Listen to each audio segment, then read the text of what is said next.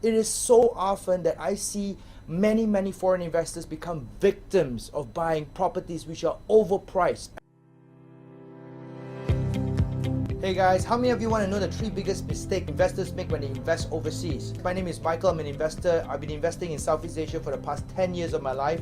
I now run companies in 5 countries all across Asia, in Cambodia, in Thailand, in Malaysia, in Singapore, in Hong Kong. And I know so many investors that have lost so much money in all these countries right now. I myself personally have invested in these countries. I've set up 7 companies which does everything from development, land banking, from bulk investments to property investments, and I have made a lot of money in these businesses for myself and also for my investors. And I want to share with you this right now. I've seen so many investors go out there and make so much mistakes and lose so much money. I want to share these 3 biggest mistakes with you guys right now. The first of the 3 biggest mistakes investors do when investing overseas is that they do not know how much profit to make in the properties. Now, how do you do this? Is that you have to find out how much profit you're going to make from the properties before you buy.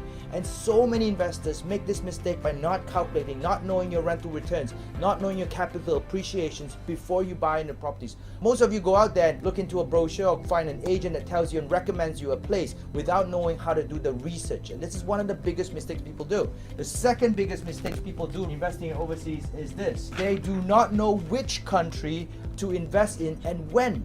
Do you know that in all the countries I've invested in, all of them give you different returns? And if you do not know how to study how which country will give you a better returns at which point of time and when, all right, you're going to be entering at the wrong point of time and you have a potential disaster at hand.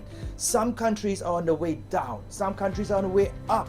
And when you're on the way up, you need to know which kind of properties you're going to invest into. Last but not least, the worst mistake I want to share right now, most investors do, especially when I go overseas, and they do this really a lot, is that you do not invest like a local.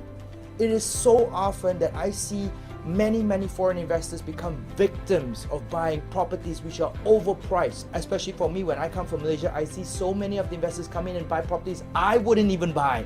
It's way too expensive, and that's why you end up losing so much money. So here's the deal. If you are an investor who is looking to invest overseas in any of the countries, especially in Southeast Asia, I would like to invite you to come into one of my seminars I do right now, which is called the International Property Investment Program. I've customized this program to go and invite as many people as possible, especially Hong Kong or Singapore or Malaysia, who's thinking to invest into any of the other countries, foreign countries, to come and learn from me. I've been invested there for 10 years and I do know the market very well. As a matter of fact, I'm very passionate to teach many of the locals how to invest. So by doing that, I do know the local markets, and I will share willingly as much as I can all the pointers I know how to go out there and invest safely and profitably.